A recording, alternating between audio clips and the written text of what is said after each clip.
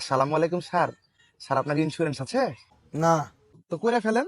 এটা গেলে কি হয়? দেখেন স্যার, আপনি যদি এটা করেন আর যদি জীবনে কোনোদিন অ্যাক্সিডেন্ট করেন তাহলে যা খরচ হবে সব আমাদের কোম্পানি দিবে স্যার। আর যদি অ্যাক্সিডেন্ট হয়ে মরে যায় তাইলে? তাহলে লাইফ ইন্স্যুরেন্স করেন স্যার।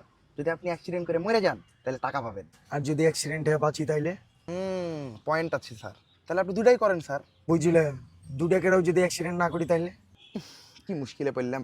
এ বন্য আমাকে ছুটি নিয়ে দে রে, আজকে কাজ করবো না। আরে ভাই ভালো করে বুঝান, আমি তো বুঝতে পারছি না। স্যার দেখেন, একটা সময় সবাইকে মরে যেতে হবে স্যার, সবাইকে দুনিয়া থেকে চলে যেতে হবে স্যার। তো আপনি যখন মরে যাবেন স্যার, এই সব টাকাগুলো স্যার আপনার ফ্যামিলিতে পাবে স্যার। আর যদি আমার আগে আমার পরিবারের মানুষ মারা যায় তাইলে? এ ভাই, আপনি কি মানুষ বলেন তো? আপনার পরিবারের মানুষকে আপনি মেরে ফেলে দিচ্ছেন। আর যে তুই একটা ইন্স্যুরেন্স বেচার জন্য পুরো দেশের মানুষ মেনে ফেলছিস, সেটার কি বল?